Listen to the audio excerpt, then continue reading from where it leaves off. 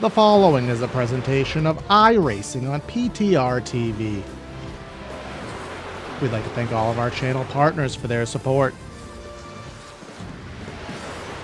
Please like and subscribe to the channel, and we hope you enjoy today's broadcast.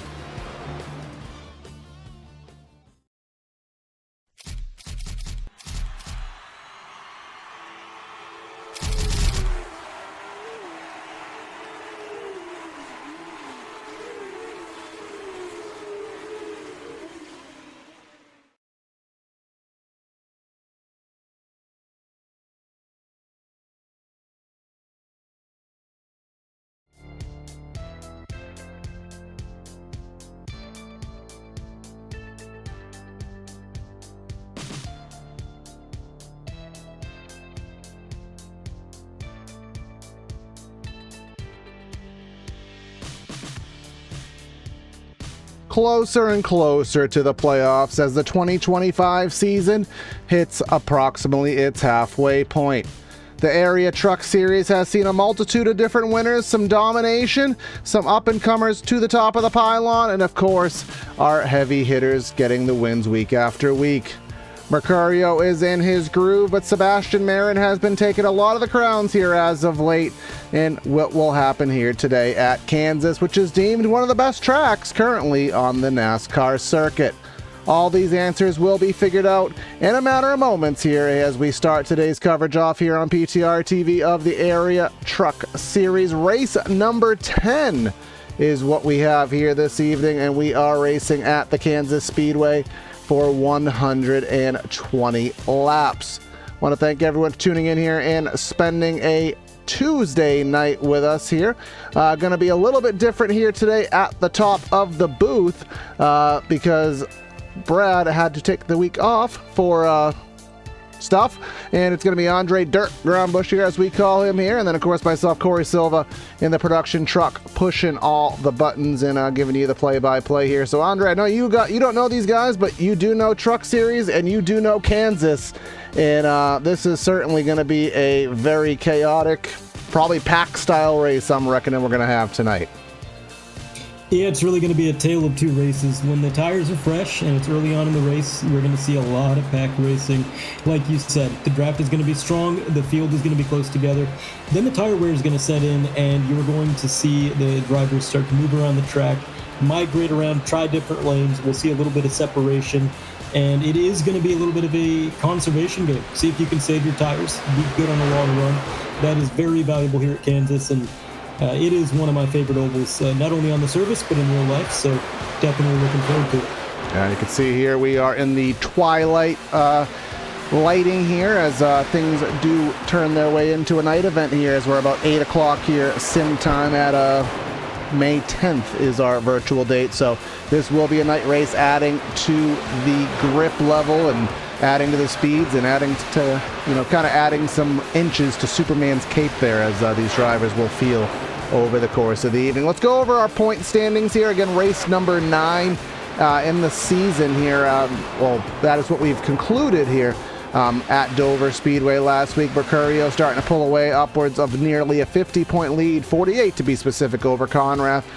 Seth Noel, Jake Nichols, and Ryan Andrew there in the top 5, and then Pacioli, Kuntz, Howell, Beckner, and then a tie for 10th there, 141 points back. But all of that is not to be too much fret of if you're too far back, because our top 12 will be resetting in a few weeks. We'll kind of talk about that as things do taper off here. Next week we will be off for the Truck Series, but we're going to have the All-Star race next week, so you'll be able to stay tuned for that. But all in all, practice is over, and let's just pull up our timing here, and I imagine these are going to be pretty tight times. Yes, they are. Top 15 separated by less than 2/10, Andre. That is pretty tight stuff. Yeah, and again, you kind of expect to see it, especially in these trucks. The first few laps on fresh tires, especially at night when the track temp is low, it's going to be a whole lot of full throttle racing. So you're kind of driving it like you would drive Daytona, Talladega, just trying to get the right line without scuffing the speed. And speaking of the conditions, 85 on the track, 82 in the air. I'd expect that to go down a little bit as the sun begins to set. 36% humidity, and not very much wind, which actually at a track like Kansas, the wind can play a pretty major role, but very like us, not going to be looking out for that too much tonight. But either way, we are done with practice, going to be qualifying pretty soon. We're going to find out where the field shakes up. I got to ask Corey, how important do you think qualifying is going to be, given the packed nature the early portion of this race is going to have? It's going to be pretty important to stay out of the wrecks for sure. I didn't get an indication, because I just didn't look, at the car count here today. Usually we have some DNQs to speak of, and I do know that in the area, traditionally, unless it's told to me otherwise, it is a 1-lap dash for the qual lap here in the trucks. That's a hard amount of time to get yourself up to speed here. You're going to see these guys rim riding here on the outlap to get every last ounce of momentum here, because that very well could be the difference in a tenth of a second or so. Yeah, it could be a huge difference. And, getting wound up on that high line, making sure you use that pocket of air that iRacing does have that allows them to ride the wall a little bit closer is going to be paramount. But then on your quick lap, you want to dive down to the apron, make sure you hit it just right, cut it as much as you can in the trial. That's what we're going to be seeing. Following along now with that number 1, Seth Knoll, Nico Servideo. I would assume you have a pronunciation on that, Corey, but Nico putting his lap time in, 28:29. Going to be a 30.7. Not a bad time. First on the pylon. Let's see where it stacks out when more times come in. Looks like Nico going to stay P1. Josh Parrish right behind him. All coming in at once. And just like practice, Corey, these lap times are not separated by much. Yeah, not at all. Ryan Andrew, always a heavy hitter here in the series, and he'll put himself at a 7:03. That should put him preliminarily in the 4th spot there. Jake Fisher in that number 84 coming down the back straightaway here. And something that does happen, in the real world, Andre, you kind of wait to get the perfect time to run your lap, where we are kind of at that pivotal sunset point here in the session.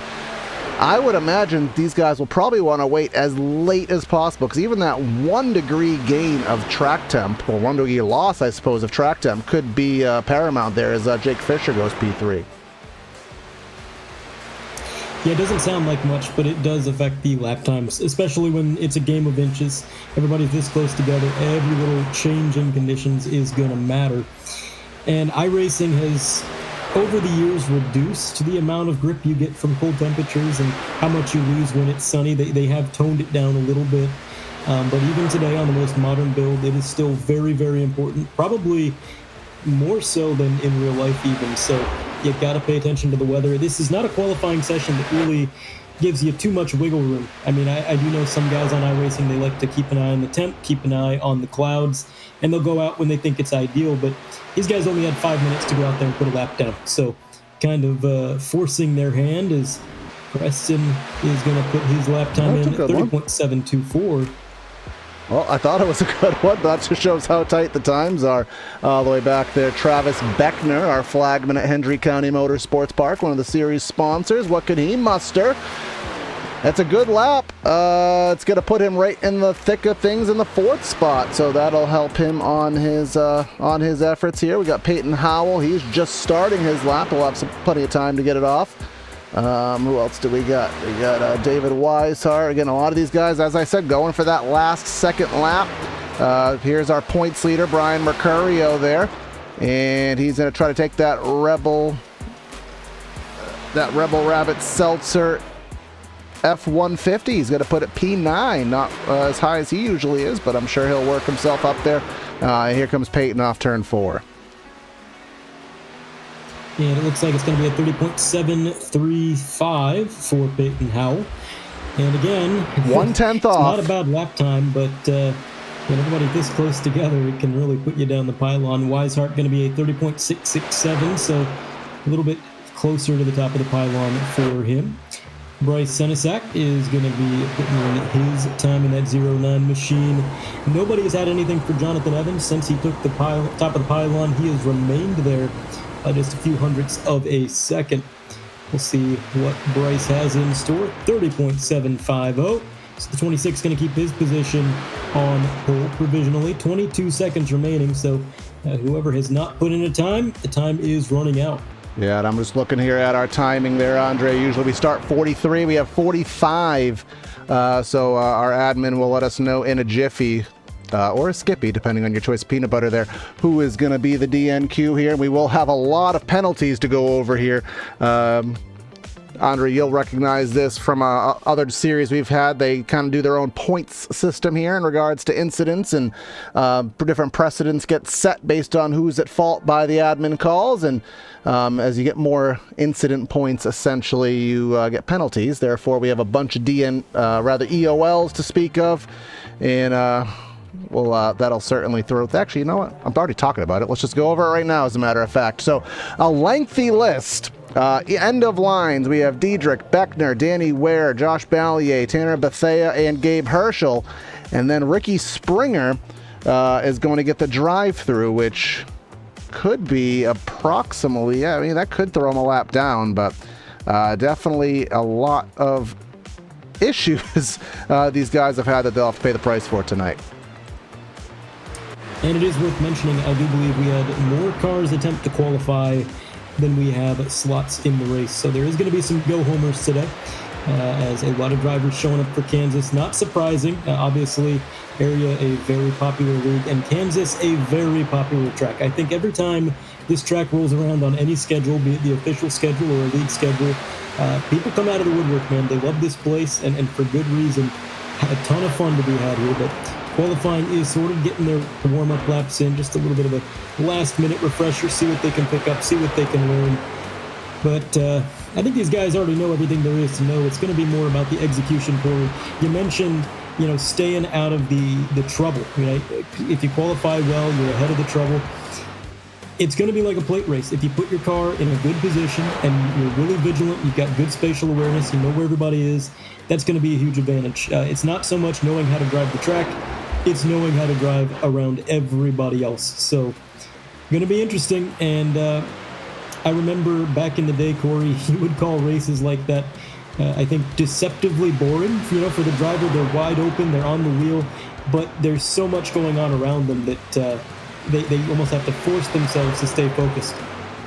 Yeah, I think intensely boring. That's what I say at the plate tracks.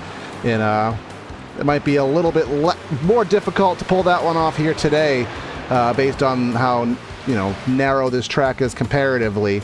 But certainly there may be times where you are just flat stuck. Two people who will not be stuck here today are the guys who are headed back to their haulers, and it will be Lane Doyle and Gary Wattersworth. Dorothy, Lane, and Gary, they won't be in Kansas anymore. But I want to thank everyone for tuning in here to PTR TV. If you're on the YouTube and Facebook side of things, make sure you like, share, comment, subscribe, have some fun with us in the chat here. Looking to get 1,700 subscribers on YouTube. Need a little bit of help from you if you have not already done so. And if you're watching on Twitch, consider following and liking and subscribing on Twitch. You can catch the Truck Series and Pro Series there. You can get your custom emotes, earn double points as a subscriber, which you can redeem for free merch in due course. $5 a month will support the series if you do subscribe there on the Twitch side of things here. And we're just waiting any second now. I have a feeling that they're going to bump this warm-up session off. They usually do kind of kill the last minute, but maybe we'll get some practice here, and maybe someone will get some green flag practice here, Andre. Green flag pit stops at Kansas. These mile and a halves do tend to be tricky if you do need to peel off under green. Yeah, they do. Kansas is a pretty wide open entry, which can be a blessing and a curse. A lot of pavement down there, so it's not necessarily that hard to get down to pit road. But all that pavement they got down there kind of leads you to want to dive it in there really deep and really abuse the pit road speed limit. And I myself have done that quite a few times here. And also the transition from the banking down to that pavement on the apron is a little bit abrupt here with the progressive banking, the way these corners are. So a little bit of practice goes a long way, just making sure you know what to expect, you know what speed to get down to, where your brake marker is. It is a good piece of knowledge to have, even if you don't need it. You never know if you're going to get green flag pit stops or not, but if you do, you want it in your back pocket. 38 seconds remaining. There's some practice for you, Corey. Maybe some well-needed practice by the looks of it. Yeah, we'll see. It looks like we are just waiting on one driver who had to exit the session momentarily, trying to wait for him to rejoin things here. So in about 20 seconds time, we will be heading down to our grid. And again, our grid, as always, is going to be brought to you by Central Mobile Homes. If you are looking for a new home, a large or a small home, a new shed or triple crown trailer, look no further than Central Mobile Homes, proudly serving Florida customers for 29 years with a plethora of small and large home floor plans, shed designs, and triple crown trailers available in LaBelle, Okeechobee, Clewiston, and Sebring. Head to centralmobilehomeinc.com to get that information further. But as that does tick over, we are going to head down trackside and give you that Central Mobile Home /PTR TV starting lineup here from the Kansas Speedway. Jonathan Evans getting that pole with a 30.643 in his Toyota Tundra. Trey Edson, one of his best starting spots of the season, going to be in the second spot. Third, we'll find Matthew Batby. He is Captain Blinky. Hopefully tonight things have patched together for him. And David Wise had a great start for him in the fourth spot. Fifth, we'll find the 84 of Jake Fisher, and then Jake Nichols, a row of the Jakes in row number 3. Kenny Brady in 7th. Jordan Kuntz going to be in 8th. And rounding out our top 10 is our Hendry County truck, Mr. Travis Beckner. And then Seth Noel, he's in the top 5 in points. He's going to roll off 10th. And looking back to P11, Brian Mercurio is going to be in that number 82 machine. And to his outside, you got Jeremy Miller in the 30. P13 belongs to Timmy, I'm going to say Pacioli. There you go. Look at you. I got it right. There we go. Philip Groner going to be P14. 15th going to go to Garrett Conrath, and then his outside, Ricky Springer in the 51. He's got that drive-through penalty, so he will not be there long. Tanner Love in the 71, going to be P17. Jalen Handcamp going to be 18th. And 19 and 20 going to go to Ryan Andrew and Forrest Smith, respectively. And then 21st, we'll find Nico Servideo, Josh Ballier. He is also headed arrears. Justin Anasogak, 23rd. Preston Pardis, you'll recognize him from the real world. He is in 24th. Peyton Howell, he is a competitive driver, top in the points in that top 10. He is in 25th. Connor Horn, he has had so much bad luck in recent weeks, even though he's had fast trucks. Can the curse break today from 26th? Mason Kane hasn't had much luck since his Daytona win. Maybe he'll turn that around here today. Jeremy Brown in 28th. Garrett Grant 29th, and Bryce Senesac in 30th. We're going to let the rest scroll by because with the DNQs, the EOLs, and all the other acronyms that remind you of a corporate job here, these usually aren't overly accurate, but just gives you a picture of some of these other drivers here. And as we round out the rest of the field, there was a couple of go-homers. I was correct. The DNQ drivers are going to be Lane Doyle in the 47 and Gary Waterworth in the 12, not making the field. Also, I should point out the number 67 machine had some technical difficulties. I believe they got back in the session. I don't know if anybody can confirm, but they were out of the session, expected to rejoin. Yeah. And now we are finally out on the way pacing. Yeah, he did get back in. Good to see him. That's Mr. Jalen Handcamp there, someone who has been having some better runs as of late. We should, assuming admin likes us, get 2 pace laps here, and that will facilitate with all these EOLs and guys getting in their respective starting positions. So today's race, as I do have to quickly update the graphic, I just got back from Florida, so I'm a little bit behind on my stuff, but we have, barring that I updated this correctly, which indeed I did, 120 laps, no stages, as we never have here in area. Straightforward race, 4 sets of Goodyears with a full fuel load. Again, our fixed setups and the green-white checkers are there if we need them.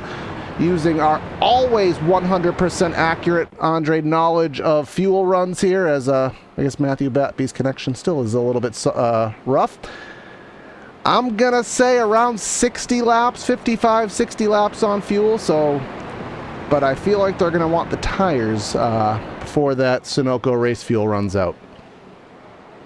Yeah, it's going to be interesting. I have seen at Kansas on iRacing where if it stays green, you get differing strategies. Some drivers going to come down pit road for the extra set of tires. They try to make that time up before the race ends using those fresh tires. Some drivers like to stay out. They want to cut out a pit stop entirely, and they just try to maintain whatever pace they can on those old tires. And Honestly, I've seen it work out both ways. I've seen people win on either strategy. So just one of the reasons this place is so beloved, and that's all assuming this stays green, which we're hoping it does, obviously. But the strategy is ever changing, right? We can sit here, we can talk about what they're thinking about doing and what their fuel mileage is, but in motorsports, you really can't plan past the next 100 feet or so. So it's going to have to be on the fly. Hopefully these guys got some good heads up on their pit boxes, their war boxes, and they know exactly what they're going to be doing and where they need to go. But lights are out on the pace car, rolling through 3 and 4. The 26 going to be leading the pack, taking that hard left turn. Barney's got the green flag in hand, and for 120 laps here at Kansas, the Area Truck Series is underway. Now we are racing here at the Kansas Speedway. On the loud pedal is that number 26 of Jonathan Evans. Now which lane is going to persevere? We're going to have some issues right off the get-go because that 89 is going to be blinking. That's going to affect the momentum that inside lane will have, but they'll muster it up. We'll go 2-3 wide as everybody gets up to full song heading down the back straightaway. And they are going to be 3 and 4 wide throughout the field. Very clean thus far. Everybody has been able to navigate this track for at least 3/4 of a lap, which is great to see. Well, okay. Commentators curse. 29 going to go for a bit of a ride, but I believe he should be able to get that thing gathered up. He'll lose some time, but no caution. We stay green. Dialing up a quick replay to see if he maybe had a little bit of help there, maybe got loose on his own. You can see he was in the sucker hole right in that middle groove, not the place you want to be. And Kenny Brady might add a little help there, but it's tough to really call that anything but a racing situation. It was so tight, so many cars around. A little bit of a nudge is going to happen somewhere in the field. It's a shame he lost that time. But for the lead on the outside, the 73 Jake Nichols getting a huge run, courtesy of a draft partner behind, but it's not quite going to be enough. And this is where we're going to see. Oh boy, we're going to see yellow flag. That's what we'll see. Lee Norton. You can't park there. I don't know where that meme ever started from, but I know it's a thing. I'm not hip, as I think we all know at this point. But our Hendry County Motorsports Park replay will entail to us what has happened here. Watch that pink and white truck to the top. Alex Chilcutt in the middle. We're 4 wide, blending off the apron. Travis Beckner.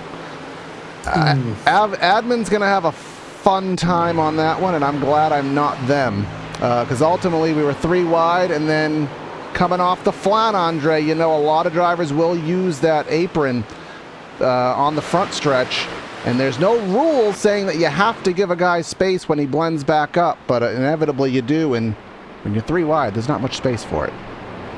Right, and that's why that rule exists at Daytona Talladega. You got the yellow line rule because you certainly don't want somebody barreling into the corner on the flat beneath the banking, and at some point they're going to have to merge back up, which causes just as much chaos. So it's better for the racing product overall if they just kind of stay on the racing surface. And with Kansas, it's not as drastic. You're not going as fast. The difference in banking isn't quite as high, but you still need to get back to the racing surface. And if there's somebody in your way, you've really only got 2 options. Either let off the throttle and wait for an opening and hope that it works out, or you get back on the track and just pray that nobody's in your way. And he was so far up the field. I mean, he was towards the front of the pack. He really didn't have much of a choice. I mean, he made his bed there, Corey. He was on the bottom of the track. If he lifted, he would have went probably 20 positions down before he was able to blend. So he kind of had to make that move, but ultimately caused some chaos as we do have some takers down pit road, getting a splash of gas. I'd have to imagine, Corey, that this means they were kind of close on fuel, and maybe they're just taking it a little bit now so they're a little bit more comfortable making it on one. Yeah, because I remember at Chicago, which was 2 weeks ago, we had some guys try to, you get that perfect caution, which if 60 laps is a stretch, there's a chance, I guess, if you pit now, you can do it on one stop right around halfway. Of course, we're not going to have any stage or automatic cautions. So, always putting yourself on the better side of the coin there, or so you'd like to think. Someone who that caution did highly benefit was Ricky Springer in that number 51. Remember, he was a drive-through penalty recipient. Therefore, he was probably on the verge of going a lap down, and that would allow him to catch back up here. But we're going to get doubled up, stacked up here, ready to go back. Green flag racing. And again, Matthew Batby still having his connectivity issues on the bottom. And at a track like this, Andre, where runs are so important here on these restarts, you know, it's almost like Daytona Talladega getting the draft runs off the jump. When you can't trust the guy in front of you, certainly is going to hurt things for you. Yeah, it definitely will. You want to make sure they get a good start so that you yourself can get a good start. And it's such a tough track, and restarts do not help matters. If they stay green, they get a little bit of separation. It gets easier as time goes on, but the more restarts we have, the more of a chance they have to be bunched up, to be racing 2, 3, 4 wide. And it was that 4 wide corner entry that brought the caution out in the first place, which we hopefully want to avoid going forward. But overall, these drivers are just in a tough place, Corey. It's a crazy racetrack. And Admin given the call on that last caution between the 60 and the 55, but fault is to be determined. So as we said, it's a tough one to call. He didn't make the call himself yet, so it shows that one's going to have to take a little bit more analyzing there. But the green flag will be back in the air through the Geico restart zone, back up to speed. Great jump by the 26. Will that be to his benefit or his detriment? I guess we'll find out, as I do see some guys mid-pack trying to test the 3 wide already. Momentum fully builds up. We'll come down the back straightaway and we'll see where the runs take us. That we will. It's going to be 2 wide for the most part throughout the field, and then towards the tail end, they fan out to 3 wide. Then we get to the corner, and this is where chaos breaks out. The cars taking their optimal grooves. It's one of the tracks where you can run bottom, high, middle, wherever you want to go. So they do tend to fan out. And just like before, we got cars all the way down on the apron, cutting the track short, but they are able to get back and resurface towards the banking. Going on board now with Garrett Conrath in the 49, and this is the view from that 49. This is what I mean when I say you have to have spatial awareness. It is so tough, Corey. Cars high, cars low, cars behind you. You are in a box at 200 miles an hour darn near at the end of the straightaway. Not an enviable position to be in, but so far they're navigating it with grace. And our points leader was just in front of him, Mr. Brian Mercurio there, who didn't qualify where he'd like to in the Hornet's Nest here, but trying to work his way through in that bright orange and yellow Rebel Rabbit Seltzer. I don't know why I always seem to forget that, but we have a battle for the lead. We got Batby, whose connection has stabilized out, allowing him to make the run. He's going to use that old school Kansas preferred lane where back in the day you had to rip the fence here. Now we have options. Using the bottom is Evans. That costs him the momentum on corner exit. Crossover move, Batby down to the inside. Now can he slide it on up and clear? He can. He's going to rip the bottom though, but will the 26 have enough momentum for a crossover? I don't think so. No, he got way out there. I can't believe the run that Batby got. He put 3 car lengths on him, and now Evans is going to strike back. He's got the slipstream. He's got a good run. It's going to bring him within a car length, but that's not close enough for striking distance, so he's got to settle in line. You got a few cars on that high line trying to build up momentum. The 73 of Jake Nichols, the 99 of Jordan Kuntz, and they are really getting a little bit of a side draft, I think, here on that 26, bringing themselves closer to the leaders. And the bottom groove is going to save tires, Corey. It's going to be easier on the equipment, but I think the top groove is going to be faster overall. So they've give and take, choose what you value right now. And I think what we're going to see is a lot of these guys, once they get the lead, once they get that position, just like the 89 of Batby, they're going to get down to the bottom. They're going to stay there, save their tires if they can, Whoa! Throw a block if they need to here or there. Big weave out of that 73, moving to the high lane, trying to get side by side. The revolving door for the lead is still spinning, Corey. And the 89 is going to slide her up the track, and that's going to give the 73 a whale, not a dolphin of a run, a whale of a run down the back straightaway. And then I think you're going to see the old Kansas slider. He's going to dive it on in. No, he's not. He's going to drive it in middle. That'll save him some momentum. He'll not lose as much on corner exit, but Bappy's still going to have a run. He's going to go down to the flat, and Jordan Kuntz going to run up to the top of the track. And we'll see if that has any aerodynamic advantage. Batby going to drive it on down. Kansas slider engaged. Will he slide her on up? The answer is yes, and here comes another crossover.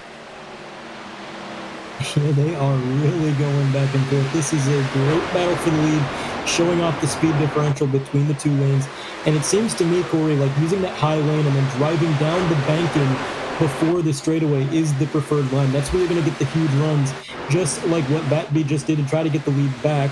Got a couple of lap cars coming up. They're going to be a part of this battle sooner rather than later. These are two of the cars involved in that caution we just saw a few laps ago. Now, the best thing they can do is be predictable.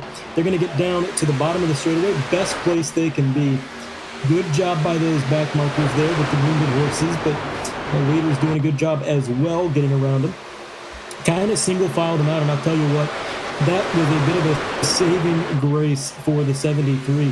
Nobody behind him was able to use any other lanes to get an advantage. They had to kind of tuck in behind him there and use him as a pick, so he's safe for one more lap. But I'll tell you what, that 99 of Jordan Kuntz is really picking up pace here. He's worked his way through the field, and now he is challenging for that lead to ride along with Timmy there on that bottom grid. But I think somebody might have pinged off the wall back there. They got it up, but there's a wall scrape as well. Yeah, and that's what this is kind of turning into old school Kansas here, where as the tires wear out, depending how this set drives, which I believe is a little bit more on the tight side of things, so that makes that wall line more advantageous, keeps the momentum up, but of course you have the risk versus reward. If you run the top of the track, you risk scraping that safer barrier there, and if somebody's right on your rear, could cause some issues. And I saw a white and a red truck there. Now I see a 15 truck go around. That's Forrest Smith all the way down to the flat. Connor Horn, again, he can't catch a break.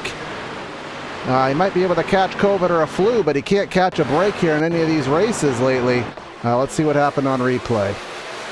Oh, so that's the 05 stuck in the fence. Exactly what I was talking about. Preston Pardis.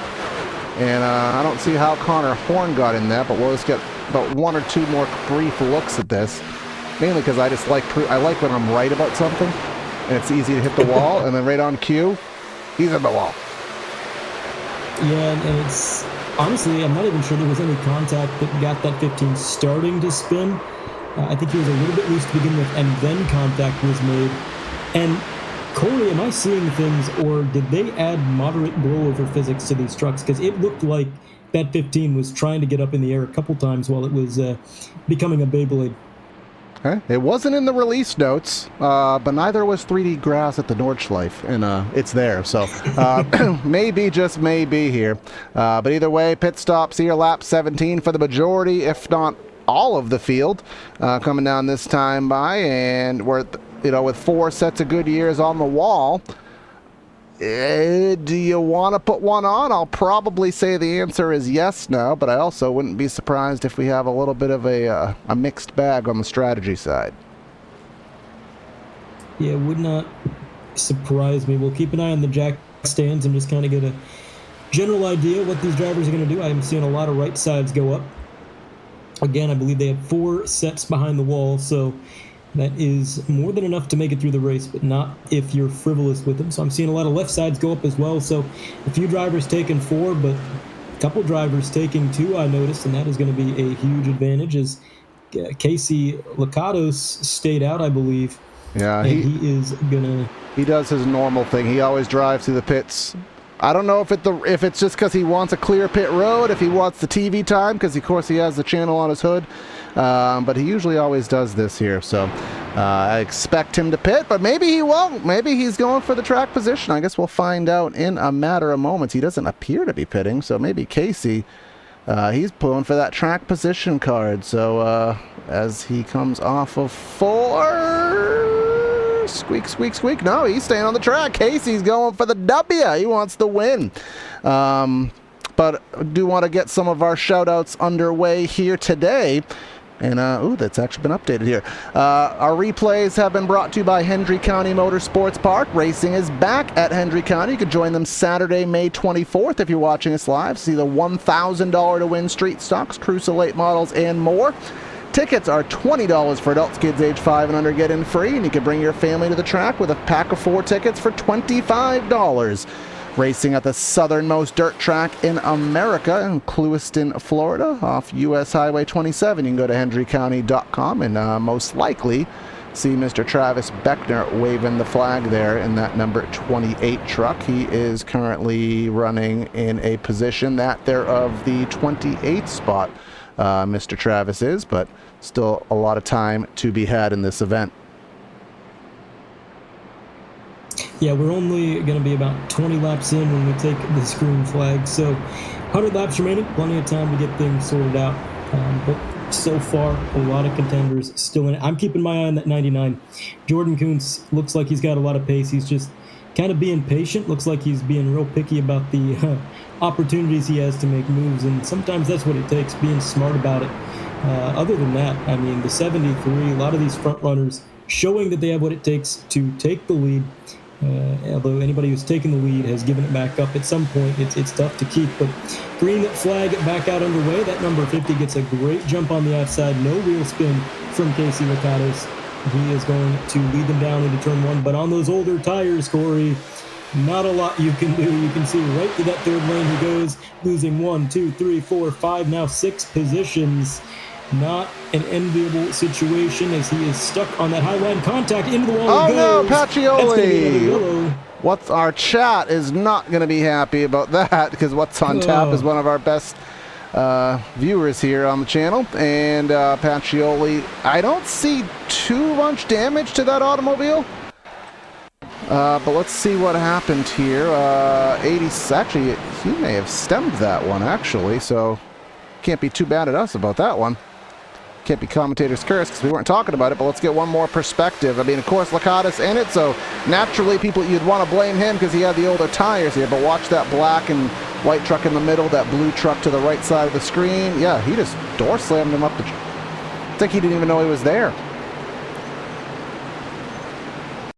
And, you know, honestly, he might not have. Sometimes it's really easy to miss these things. If the iRacing spotter is confused and it's just a little bit delayed, it's obviously a blunder. It's a mistake. I'm not saying he didn't make a mistake, but it's an easy one to make, and I can't be too harsh about it.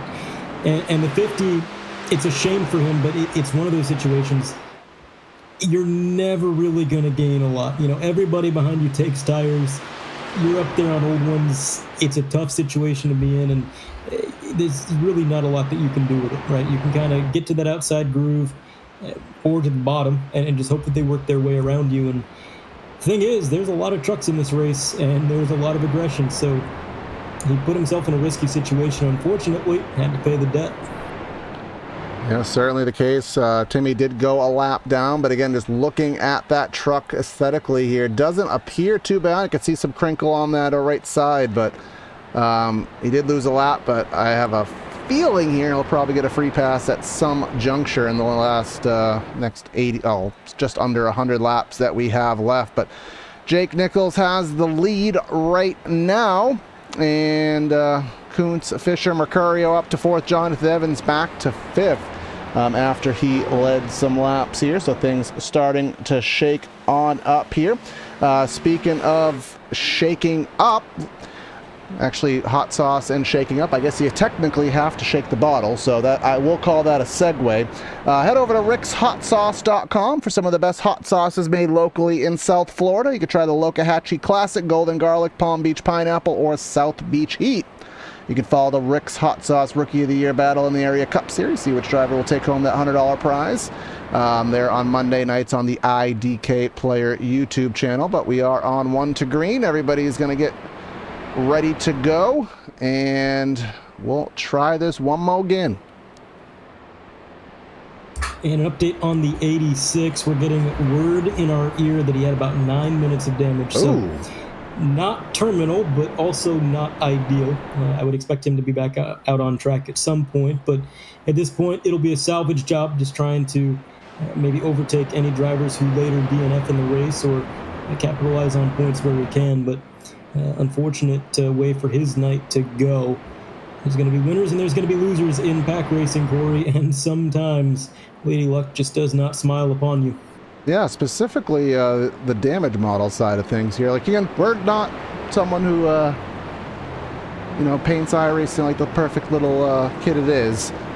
The damage model is a lot better, but I didn't see 9 minutes of damage out of that unless it was under the hood, but certainly the aesthetics, that is quite surprising. So hopefully he can get that thing up to song, or at least he can kind of compete in the draft here. But let's get ready for a restart. Nichols and Kuntz going to head into that Geico / Echo Park / insert sponsor here, Restart Zone.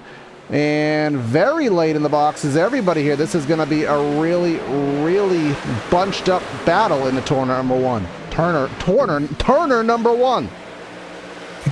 Turner Classic Movies down into turn one, the number 73 going to take the lead. And they're going to be side by side for P2, that 99 of Jordan Kuntz, Jake Fisher in the 84. Now we're going to look to maybe 3 wide back there in row 3. Remember that 26 machine, John Evans, he's led quite a few laps tonight, got shuffled back, and unfortunately now he is going to have to make up some room there. But speaking of room, Kenny Brady is going to make room in that 78. He's able to stick his nose there in the high line and pick up a position maybe and see if he can get it to work. A lot of cars opting for either lane. A couple of drivers in the middle groove, not where you want to be, but they're making it work nonetheless for the time being. Big run on the top from Jordan Kuntz in the 99.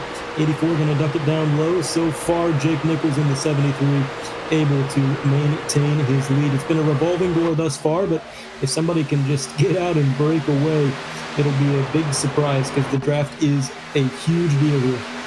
Yeah, exactly like that. As I always say, Alicia Keys mode. Sometimes you got to go into Kelly Clarkson mode, try to break away there. But coming down to the inside lane, Jonathan Evans down there. And I think, is that the 89 of Batby looking for a 3 wide down to the inside? I see another Hendry County truck to the inside as well behind him there. Who is that all the way off yonder? That's Garrett Conrath trying to work his way in the field. He is down in a 3 wide jungle of sorts here. And this is the risky Hornets nest. Look at them, 3x3. I see Evans in the middle of 3 wide, or I see Seth Noel, I see Philip Groner. These are all guys who are highly competitive in the middle of this jungle here. And it's always the risk versus reward. Again, 100 some odd laps to go in this race, 90 something to be specific. But you can't win it if you ain't in it. And this is a high risk situation to be in this early in the race. It is a high-risk situation. I am going to absolutely derail any flow we had here. I want to point out the spec map on that number 8 car under the lights looks absolutely phenomenal. I've noticed it shining under those stadium lights a couple times back there further in the field. The red really popping off that car. Hint of metallic. Look at that. That is beautiful. What a paint scheme that is. One of the best looking trucks I've seen in quite a while. A lot of good paint schemes in the field, though. Not to take away from anybody else. Back to the race, though. As I completely get sidetracked by pretty colors and shiny things. You can dangle some keys in front of my face. Speaking of shiny things, Corey, the lights on the fence are shiny. They're yellow because the caution has come out. And another, you mentioned he's had some bad luck, Corey. Is this par for the course? And it's the same style of incident, too. He wasn't directly in it, but he was a subsidiary of it. Big word for me there. Garrett Grant in the wall. 15, Forrest Smith. He got loose. Oh, so actually, no, he just took the safe route there. 1X wasn't an incident here. It's not a point of concern here, but yeah, that Garrett Grant, I believe, was one that hit the wall. And look at the 15 of Forrest here. He just broke a hard left. There goes the 40 of Doug DeNice. He was an innocent bystander in that. And a double whammy there for Forrest. But yeah, Casey just took the safe route there and made the landscaper's job that much easier and or more difficult, depending on how you want to look at it here. But back to live footage here, and lap number 30 on the board. 25% distance here in today's race. Can't imagine you'll want to put another set of Goodyears on it, but some guys may choose to, top off the fuel cell just for proactive purposes. Yeah, being proactive, topping off, or maybe even just for handling. These cars do handle differently with a full fuel cell versus a empty fuel cell. The weight does matter, and maybe some of these guys prefer the way it feels on a full tank. As for that last incident, the admins have deemed the 5 and 05 had a net code incident that led to a stack up. That is the call for the time being. A few drivers coming down pit road getting that topped off, but the 73, I don't blame him, Corey. He said, look, I'm sitting on the throne. I got the top spot. There is no reason to give this up. I got relatively fresh tires. Track position seems to be pretty paramount here. Yeah, it is, and I'm just kind of going through some other channels here that we have of information that is available to us. And this one of the drivers says, this is going to be a bleep show. He proactively said that, and then said we should have ran Milwaukee instead. So I think some guys just didn't really want to do a pseudo plate race here today. So stinks to be them, because that's what we did. But either way, Milwaukee is a fun track here. Certainly a completely different ball game here. But speaking of different ball games, next week will be the All-Star race here for area. We will be covering that, and that does entail all 3 divisions. Both. You can't have 3 divisions in both, because both grammatically only means 2 things. But it includes the Cup, Truck, and Area Pro Series. All those different people that will be eligible for the All-Star race airing right here on PTR TV next week. We'll give you those details. That'll be some fun. And then only 2 more races in the regular season for these guys. And I know, Andre, you don't get to follow them too much, but you know NASCAR systems and playoffs. And if I told you had 2 races to end your regular season, and it was Coda and Talladega, I'd want to get I'd want to get my good run in today, because you can't trust a road course at a super speedway to end out the regular season. No, you absolutely cannot. That is going to be stressful for the drivers. I'm glad I'm in the booth and watching on TV rather than being behind the wheel, because that is going to be something. But I also do want to point out the number 85 involved in that last incident. It has blown an engine as he got to pit road, so I don't know if he made it to his pit stall or if he had to take a tow there, but that is pretty much going to be his day done, unfortunately. Kansas claims another one. The rest of them, well, they are going to carry on our wayward son. The 73 going to take that bottom groove once again. The 84, Jake Fisher, is close to the front of the grid as he's been all night, looking to challenge on that high side. Pace car going to make that left-hand turn. Hopefully he's not going to blow his engine. We're probably going to be needing him again at some point or another, but the green flag out once more, and we are going to sail it down into turn 1. What a jump that was, Corey. That might be the restart of the night for the leader, getting 4 truck lengths, and then we're going to go 3 wide. That number 8 machine, maybe the spec map giving him some speed, because boy, oh boy, he's going to drive right past him on the bottom, pick up 2 positions, almost 3 in a single turn. And what a power play it is. But second place, Brian Mercurio in the 82. He is going to try to throw a bit of a block there, maintain his position. So the leader's going to get really tight there, Corey, and they're going to get tighter and tighter as the tires wear. Yeah, and look at, he's going to go up the track here, getting that ideal corner entry, and that just opens the door for Jake Fisher in the 84 to do the diver. And now can Fisher go get enough of a run? No, he cannot. He probably pulled door to door with the leader, but just the lack of momentum on the inside will put him back from now the first spot, second, third, now fighting with Andrew down to the flat. If I was the 84, I may want to pull up to the gap that is now there. But now Seth Noel in that 1, he's going to fill in that gap. Philip Groner there. 84 now goes right to the top of the track, and now he goes from the bottom of 3 wide to the top of 3 wide here, entering the corner. Who is that to the bottom? That's Noel, and Kenny Brady trying to get some spots back as the 84 in the fence.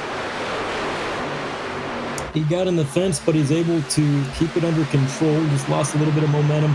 That did break up the field a bit, so they're going to be a bit of a 3-car breakaway. Nichols, Mercurio, and Ryan Andrew in that number 8.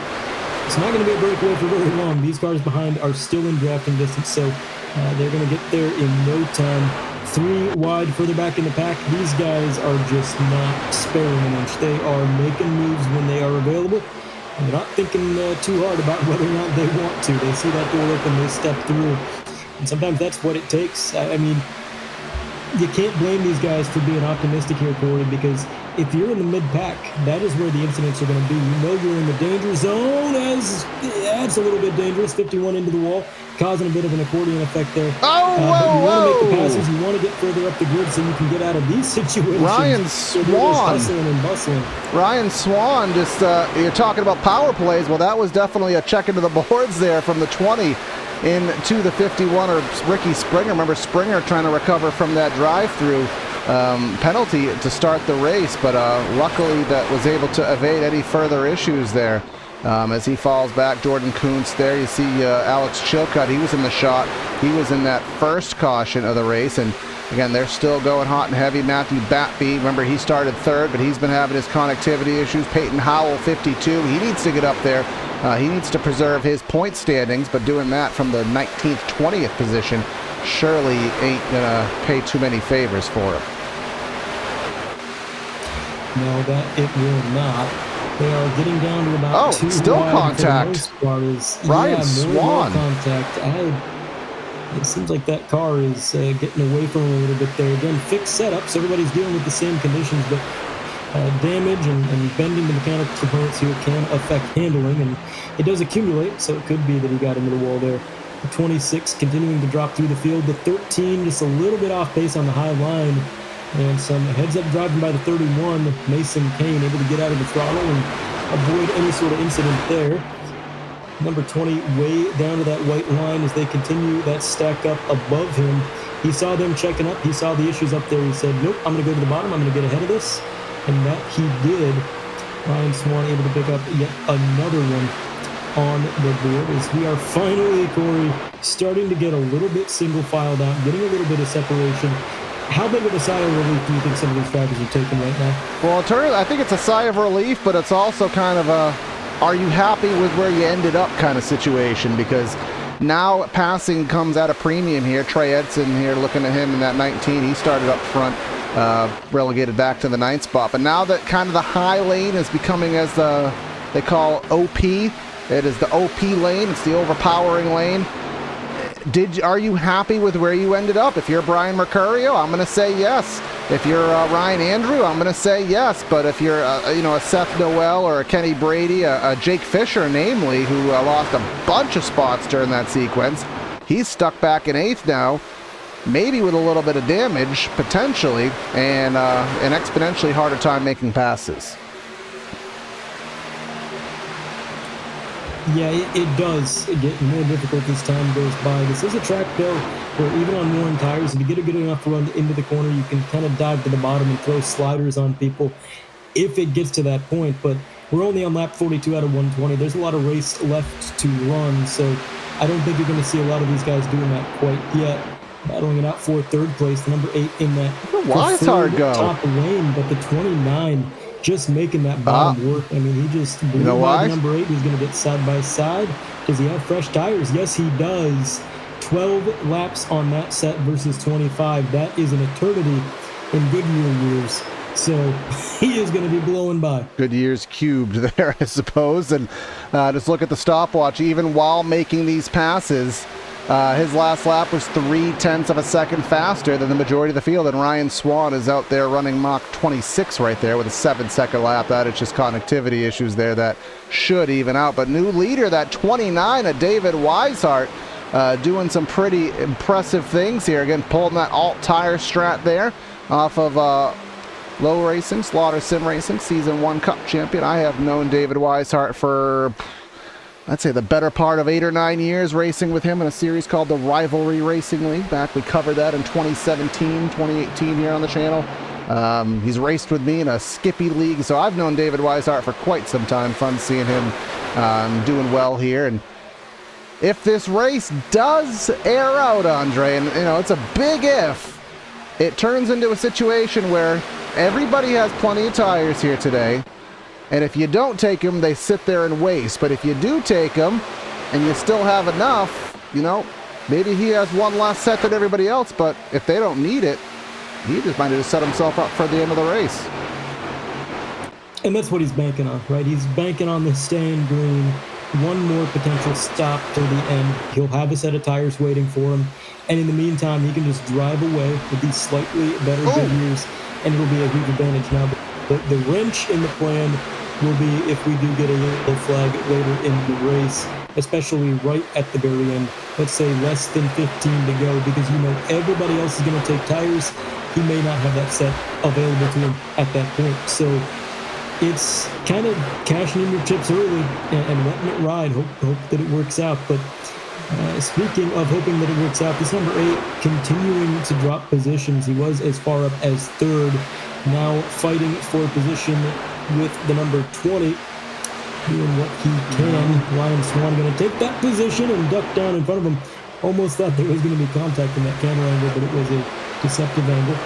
I don't know if he's just saving the equipment. Maybe those tires starting to give up on him. I'm not sure, but the pace fading away as we have another side-by-side battle here. The number 11 on the bottom, that is going to be Philip Groner, trying to take a position away from Brian Mercurio, and it looks like he is nearly going to get clear, not quite enough. Cuts it as short as he can, but the 82 is staying on the quarter panel. That means they are going to go through this corner side by side. Jake Nichols not far up the road. Solo second place for that 73. Do want to point out Ryan Swan, Justin Anasogak. I'm not you wouldn't have thought that was said phonetically, but it actually is, yes. The one name that is phonetic, yes. So he's on the same strategy as David Weishart, who's leading this race. So keep an eye on those two cars to pick up more positions. Yeah, exactly that here as we are nearing the halfway point, but not quite there. And just to give a shout out to other partners we have, you can, if you are looking for something to listen to on the way to work, or if you're at work and just need something to kind of kill the time, consider signing on and subscribing and listening to the High Banks podcast. Two blue-collar guys, Nick and Alex, talking about NASCAR and more. Episode 228 includes Mr. Jacob Bell, our league owner here, and there are new episodes ever since, but you can check that out, the High Banks podcast, on the Spotify platform here. And just going through the field, finding some battles here as things are spreading out. They're not spreading out here. AJ Stravato in that 13. Peyton Howell trying to work his way up, as is Travis Beckner in the 28. 3 wide down to 2 off the corner. Mason Kane on that inside lane, feeling like the Lone Ranger, trying to make that inside lane work. And now he's going to go to the outside. Travis Beckner going to go to the inside. Can he clear off of 4? Answer is no. 13 kisses the wall. Oh, and then, Andre, that's something that we haven't talked about. We've talked about guys going to the apron, but something that happens quite frequently is if you are the guy on the outside and you expect the guy to go down to the apron and he doesn't, that's been causing some pancake moments on the front stretch. It definitely has. You can call the front stretch of Denny's with all the pancake moments we've seen. But in the meantime, they are kind of sorting it out. A lot of single file thus far. But the 82, I like what I'm seeing out of him. He was really committed to the bottom. When everybody else was running the top, he was down low, studying the art of the apron, saving the tire. And now that is working out for him in this long run, as he seems to have just a little bit more pace than that 73. And that's what's going to happen, right? When you run the bottom lane, you're going to give up time early in the run, and you're going to be slower than everybody else. But if it stays green and you get lucky, well, those tires are going to be just a little bit fresher, and you're going to save a little bit of rubber, and it will pay dividends in the long run. So he's going to move up into what looks to be P2. But I'll tell you what, he's got a ways to go before he finds anybody else up the road, because David Weishart, on those fresher tires by something to the tune of about 12 laps. Oh, never mind. Well, I was going to say he's got a 1.6 second lead. Now he's got nothing. As the 35 is around, it looks like somebody else in the upside. Benny Ware, Josh Ballier, Wounded Warrior. Unfortunately, he is acting as his sponsor right now. Unfortunately. Oh my goodness. I got a brief of this on the replay, and wait till you see it live, Mr. Andre. Connor Horn. Oh no, oh no, oh no. Yeah, let's go one Mogan here on that replay of sorts if we can. And look on the left side of your screen. That's where the gaggle is. 42 and the 35 kind of fighting for the same piece of real estate there. And a whole bunch of something there. Huge snap overcorrect kind of brought him back up into traffic, and that is something you don't see as often in the truck series. You don't see that snap overcorrect quite as often. That's usually a Cup Series thing because of that diffuser they've added. But the 42 able to make one heck of a save. That's a Ricky Rudd great save of the race award, in my opinion.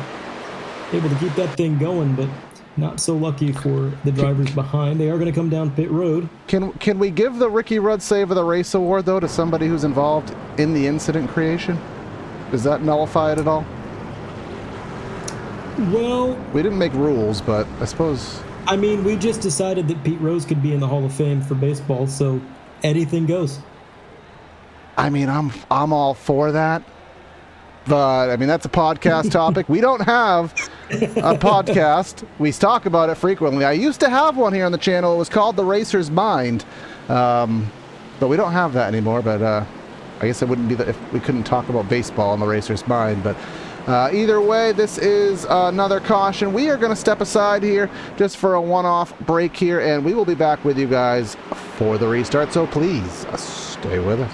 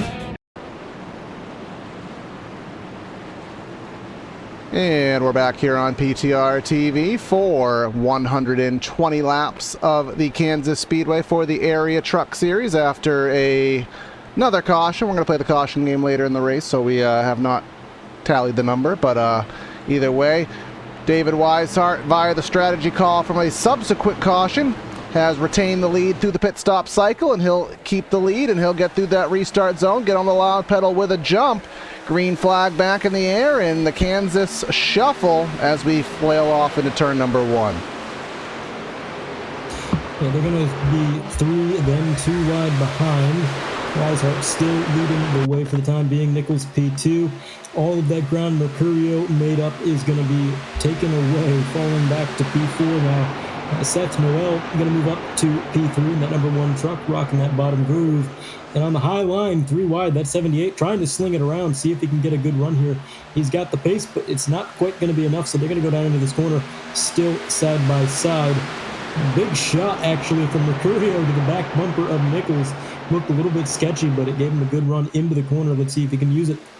Yeah, we'll see if he can use it indeed. Coming down the back straightaway into corner number 3. You can see them flailing out here, and I saw both the 73 and the 82 both decide to go to the bottom at the same time, and it's going to surely work out more for the number 73 because he's going to take the lead preliminarily here entering corner number 1, but Weishart's not going down without a battle here using that outside lane. Kenny Brady, he is still new to the league, but he has been one to watch out for in every event, and clearly now a top 5 driver. Mercurio looks like he's left out to the inside. Well, and that is where he's preferred to be so far tonight. It seems like he likes that bottom groove, likes playing it a little bit conservative, so probably not an uncomfortable situation for him. He's probably right at home with the 78, trying to get a position in the meantime. Kenny Brady trying to get up into 3rd, and for the lead, it is a challenge now.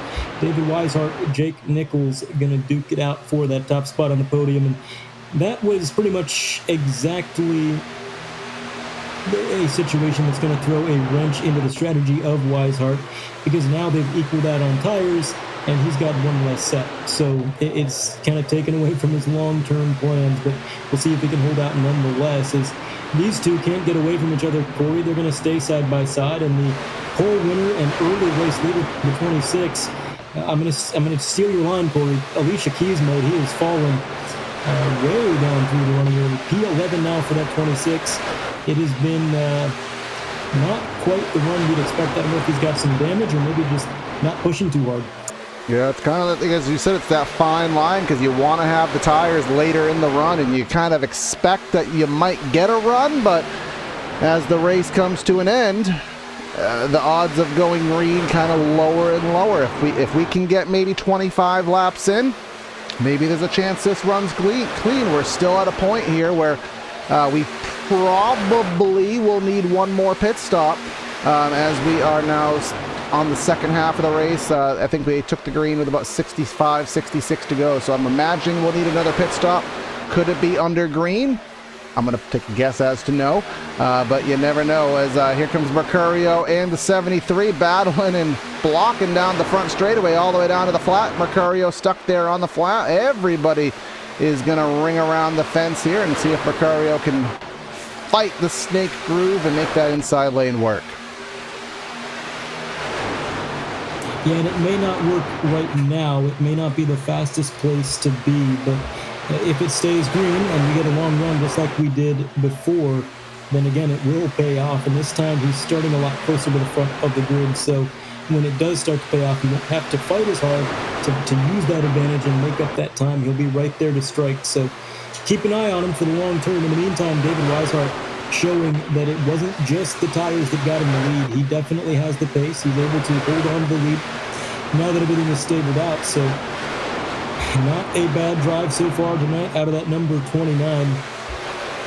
And this gaggle of cars back here, Corey, this is what I called the danger zone earlier, mid-pack. Everybody fighting and scrambling to get a little bit further up the grid, not afraid to take risky moves.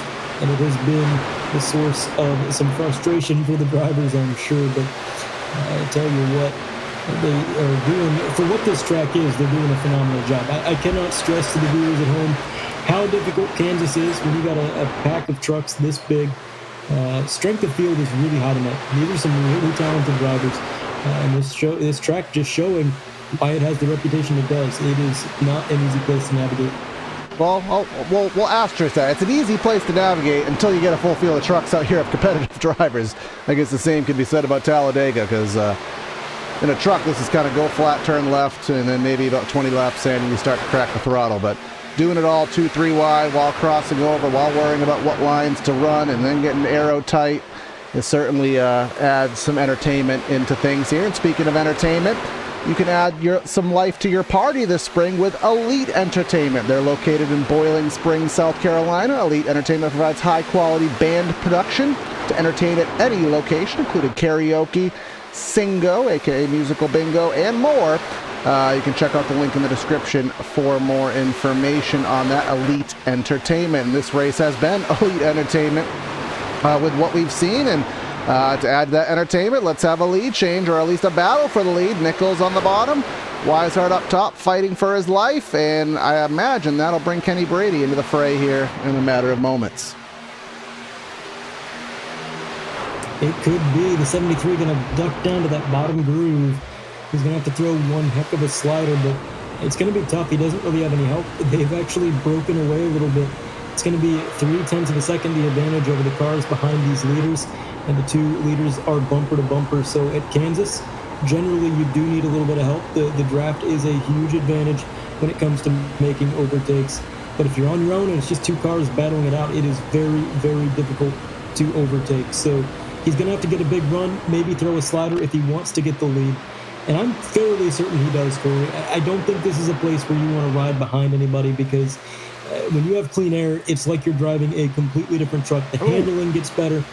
Suddenly the truck rotates a little bit more, and that is a big thing, because we've seen drivers already starting to get tight tonight, Corey, getting in the wall. And when you're in dirty air, the tightness of the truck is just exemplified 2 times. It's crazy how much worse it handles, and they don't want to deal with that. And it's all harder, too, when everyone's running the top and you're trying to get that clean air, but the only way to get that clean air is to run on the bottom of the track in that lesser banking. Of course, Kansas being 3 tiers, 18 on the bottom, 19 in the middle, 20 as you rip the fence. So as Kansas ages, as most progressively banked tracks age, which is, you know, Tuesday Hot Take. It's one of my radio station segments here. My Tuesday Hot Take.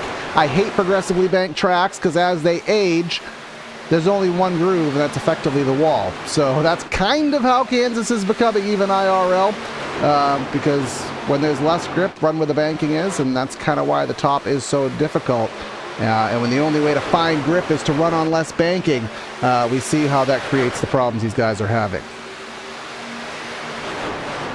Yeah, I fully agree there. And, oh, speaking of problems, number 20, he was having a good night. A little bit of damage now as 4 or 5 cars involved in an incident further back in the field. Dial up the Hendry County Motorsports Park instant replay. A little bit late to the party here. Yeah, there we go. 20, off the top wall. And then Alex Chilcutt, Gabe Herschel. There is some blowover physics going on here. Keep an eye on that. No, I did see that. I did see that. So, contact there, and I think that's Caden Diedrich there. And, yeah, you saw the back end lift up here. Herschel, 05 of Preston Pardis involved. But, yeah, let's get a closer perspective here off the corner as to what happened here. I know I'm kind of being a noob on replays here. I apologize for that. Let's go. Yeah, 24 kind of washed up the track there, and then 20 got into the fence. There's the 60. There's Preston Pardis down to the bottom. Luckily, there's about 76 it's something with an H. It's bigger than an acre, but Hector. Yes, of asphalt there the inside. Thank you. There's no way Brad would have ever known what that word was. But it come down to pit lane. He's not even here and he's catching strays. My goodness. Yeah. But coming down to the pits here, and this will put us in the window to finish this thing out at, 47 laps to go. David Weishart trying to get the run out of the pits here if he can.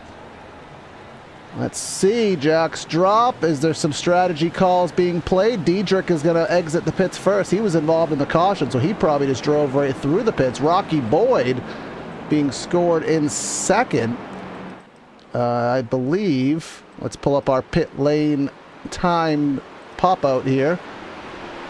Is that 2 tires on each of them? It looks as though the answer is yes. Or even fuel only, because I don't know if you could change tires in sub 8 seconds. So, yeah, I don't know if you can. That may very well be fuel only.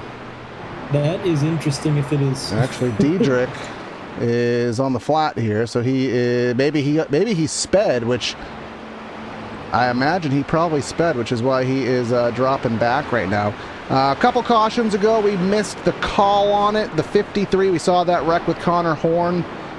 He did get deemed at fault. 2 incident points added to his tally. And again, as you get more points, I want to say 1 to 2 is nothing. And then once you get around 3 to 4 incident points, up to about 7 or 8, somewhere in that ballpark, that's where you get the EOLs, then you get the drive-throughs, and then you hit the road, Jack, and you don't come back no more. So these guys always want to have a clean run, especially after races where they tally some incident points, because otherwise that causes issues. And again, looking at the schedule that we have, Andre, if you have issues here, the odds of cleaning your act up to kind of wipe your slate clean at a road course and at Talladega becomes more infinitesimally difficult. Yeah, there's not going to be a whole lot of slate cleaning at those tracks. It's going to be at the mercy of Lady Luck at Talladega. And a road course, well, honestly, if you're patient, you could probably save yourself some incident points. Just make sure you stay away from the other drivers. Don't get too overzealous with the track limits, and you should be all right. It's going to be a tough one, but manageable. Can't say the same about Talladega. Pace car going to pull off down pit road. That is pretty much going to be it for him. And now it is in the hands of Rocky Boyd in that number 16. Either 2 tires or no tires. Either way, he is going to have to try to hold back the entire field, who did indeed take tires. Behind him, the 73 gets the best restart of the podium drivers. That's going to put him up to P2. Going to slide to the outside. Looks like he should be able to get this lead no problem. Rocky Boyd getting really, really loose in the corner. You see the rear end of that car sliding around a little bit, stepping out on him. Oh, now he's in the middle on these old tires. That's going to be a big roadblock. Not what we want to see. Mercurio, look at him. Behind.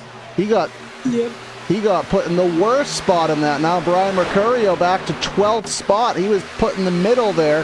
Boyd was in the middle. Now are we 4 wide? Yes, and then you can see how that worked out. We're still not. Nope. There's no way it stays green. Huge pile up. Turn 4. Groner, The 15 that's involved again. Yeah, he's hit everything except the lottery here today. That number 15 truck of Forrest Smith. But let's go check our Hendry County replay, and they're gonna have to sponsor. They're gonna have to pony up extra sponsorship money because they're getting a lot of time here. The Hendry County replay. 13 They and were the 5 11. wide for a minute there, but yeah, the 13 into the 11, the 71 into the wall, and then, I mean, where are they going to go? It's just one of those situations. The whole track is kind of blocked. You just pick a lane and hope for the best and hope that you get through it, Harry, but he was not through it. He was right into the bottom lane where they slid. Going on board now with the number 15. Been involved in a couple incidents happening way up the road. Oh, that is unfortunate, Corey, because generally the rule of thumb is you go where they are, not where they will be. Unfortunately, he didn't slide down the banking like the 15 was expecting. He just stayed right there on the top groove, which is not what you typically see, and unfortunately, not able to get it woed up. Yeah, gravity did not do gravity things there, unfortunately, for Forrest. So, looks like that lap 76 wreck is being chalked up as a net code incident between the 13 and the 11. I know, was it last week at Dover? Oh my God, netcode was absolutely atrocious. I'm not sure if some things going on the back ends, but not as much having today, luckily, but certainly it's being brought up nonetheless. So unfortunate for those guys involved here. Another partner here with the league. Actually, it is kind of the league itself. If you are looking to support the league and you want to look good in the process, you can visit shop.areairacing.com for high-quality merch at low prices. Shop from over 100 selection of t-shirts, hats, champion clothing, and other area accessories. Easy to shop, quicker to ship, better to wear. Shop.areairacing.com. We did have a myriad of pit stops here. Pit road is a busy place. A lot of it, I assume, is damage repair. Some guys maybe, actually, just by the looks of it, a lot of damage repair because jacks aren't up and nobody's moving. Yep, it is going to be a fair bit of repairs there. They're going to need to break out the soles all, break out the hammer, break out everything you got, get that car fixed up if you can. But unfortunately, it's going to be a tall order. I do know that the 86 that we had remarked had 9 minutes of damage did not ever come back out on track. He decided, you know what, 9 minutes of damage, I'm going to head on down to Applebee's. I'm going to watch this race on TV. Can't say I blame him. You know, when your car is that dinged up, sometimes you think, I'd just be a roadblock out there. You don't really want to put yourself in that situation. So, end of the night for a few drivers already, but so many drivers remaining in this field. And track position, Corey, we talked about it. It's very, very important. And a lot of these guys up front, they've been able to survive the chaos just because it's happening behind them. Exactly that here. And see a lot of interesting information being provided to us by our fandom right here. And one of our fans saying netcode ain't an issue today. It's a bunch of boneheads. Not my words. That is YouTube chat. Which is funny because the call on that last incident, we just got it. 13 and 11 netcode. Yeah, so obviously some different varying opinions, but that's what happens in the world of racing. People always say, why doesn't iRacing have AI call incidents out rather than a no-fault system? And that's because humans can't agree on who causes a wreck, let alone programming an AI to do it. So racing at its finest here, but racing at its finest indeed. Now coming to the final third of today's race, 120 laps. We're at lap number 80 this time by. Let's get it going again. Seth Noel and Jake Nichols. Nichols will get the jump from the outside. He will clear, and now it's the race to the bottom. Gain as many spots as you can here as everyone gets up to speed. Yeah, they're going to single file out. Kenny Brady going to take third place in the 78, the number 1, Seth Noel. P2, but he is looking to the bottom groove. Big shot out of Kenny Brady. Going to give him momentum, but unfortunately that momentum is going to be lost. And the 73 pulling out by about 2 truck lengths. And just when I had been counting him out, look at that 26, P4 fighting on the bottom groove, using the slipstream from that number 1. See what he can do down there. There's Mercurio. Probably really thankful for that caution is that 82 machine, Corey, because he was caught up in a huge log jam, nowhere to go, road was blocked. It was in a very sketchy situation. The caution comes out, and it's a reset. He's able to get too wide down to the bottom of the track where he wants to be, and he can breathe a little bit easier for the time being. So one of the very few drivers who's probably glad to see that yellow flag that we had. And in the meantime, for the lead, Seth Noel, he is not riding, Corey. He is really trying to make this move, moving around the track, up, down, trying to see where it would maybe be possible, but unable to make it come to fruition just yet. Yeah, on that 609 Motorsports car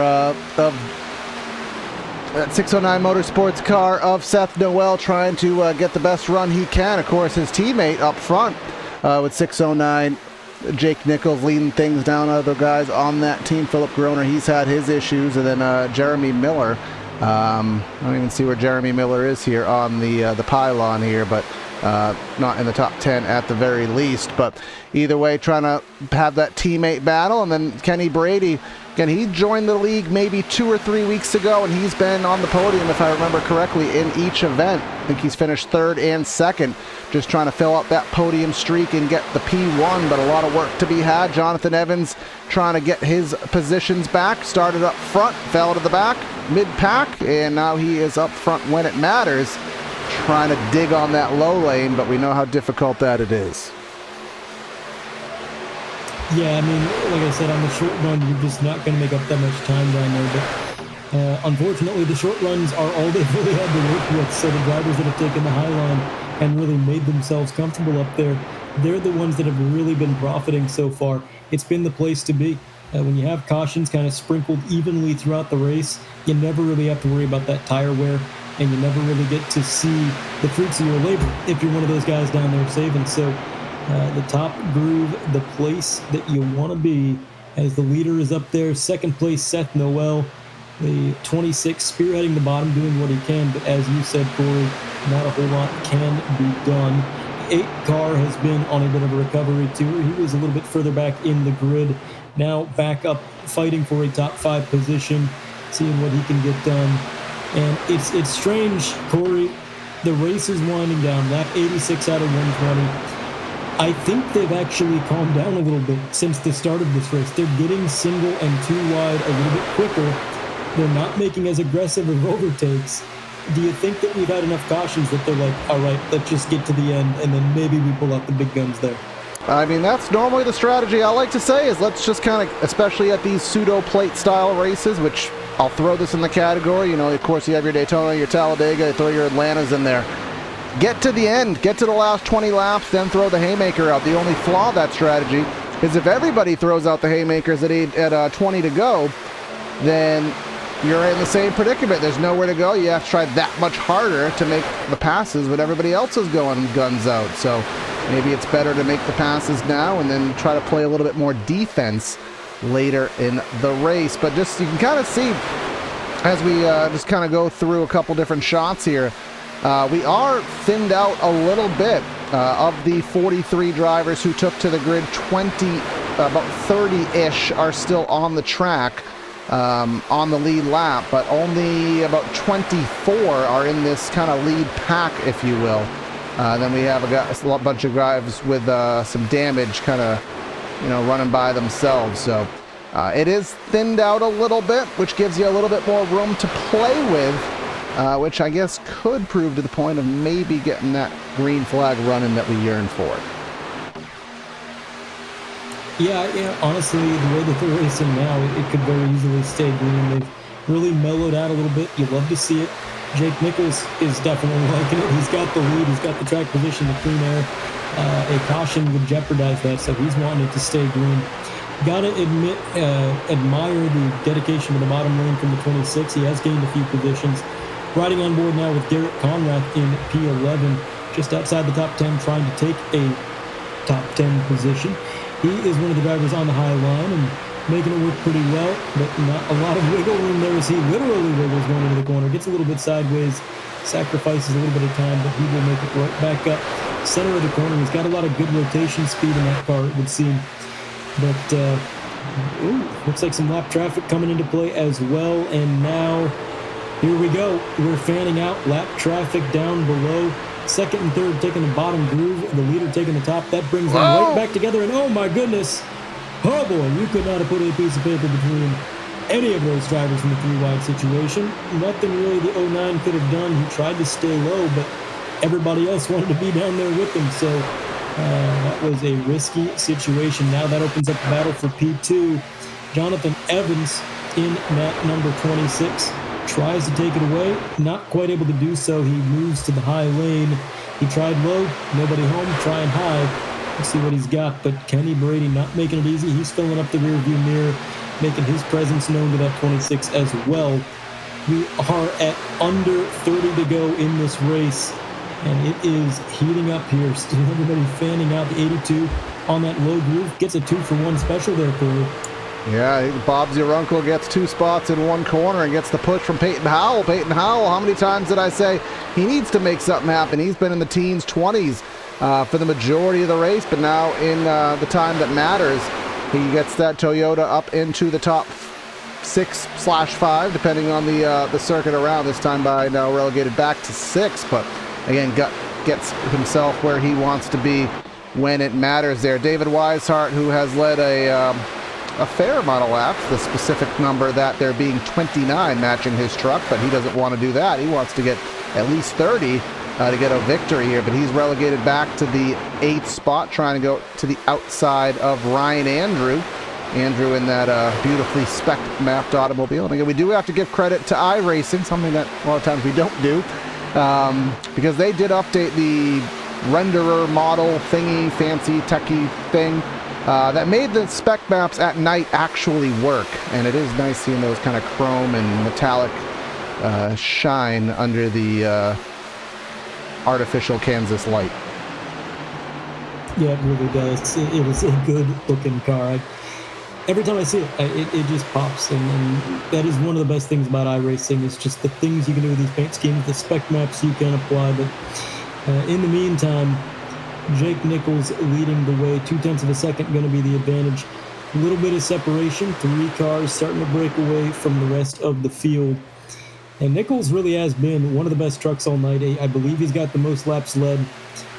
Definitely able to play some really good defense, but not sure. 50 laps led tonight. So more than half of what we have run has been led by Nichols in that 73. Didn't start up front, but he got there, and he never looked back in that 609 Chevrolet. Let's see what's going on here. Again, the battle of note has been right at the back of the top 10. Weishart, who I thought he was on his way upwards, but in fact on his way downwards, it seems.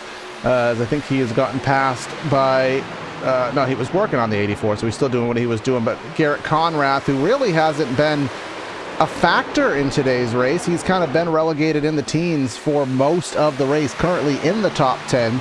Again, he is second in the points, about 48 behind Mercurio, so this will be further a loss to him. But either way, the playoffs resetting in 2 weeks' time, so that won't be anything of severity there. He has his 1 win on the season, but someone who doesn't have a win on the season is actually Seth Noel, who is in that 2nd spot. Jonathan Evans, he does not have a win on the season either. He wants one, but Jake Nichols does have one. He wants to try to get number 2, and it looks like he has lost his advantage to make that cause a little more difficult. Yeah, not surprising. They're turning up the wick a little bit here. It is 23 laps remaining. Well, 22 and a half, I should say. On the backstretch here, number 26 started up front. He wants to get back there. Seth Noel has been a persistent challenger. I'm not sure if he has any laps led, but he has been right here battling for the lead all night long, and he wants to get this checkered flag. Everybody really single filed out. You can see in the panning shot, looking back down this straightaway.